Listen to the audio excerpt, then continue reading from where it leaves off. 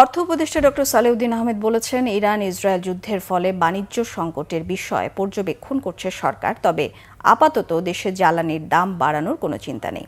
সকালে সচিবালয়ে অর্থনীতি ক্রয় সংক্রান্ত উপদেষ্টা কমিটির বৈঠক শেষে এসব কথা বলেন অর্থ উপদেষ্টা জানান, ইরান ইসরায়েল যুদ্ধ এলএনজি তেল সারের ওপর স্বাভাবিকভাবে প্রভাব পড়বে, তবে এখনো পর্যন্ত আগের দামেই আমদানি হয়েছে।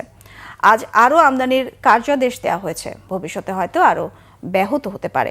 যুদ্ধ চলতে থাকলে করণীয় নিয়ে বিকল্পও ভাবছে সরকার। উপদেষ্টার আশা, চলমান যুদ্ধ খুব একটা দীর্ঘায়িত হবে না।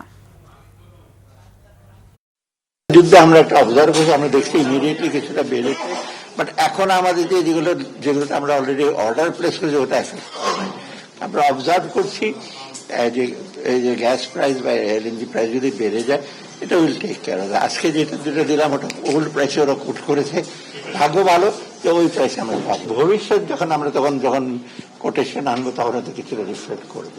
যুদ্ধ লম্বা হলে বিকল্প চিন্তা করছে? বিকল্প চিন্তা এই যে এনার্জি মিনিস্ট্রিটা করছে ডেফিনেটলি।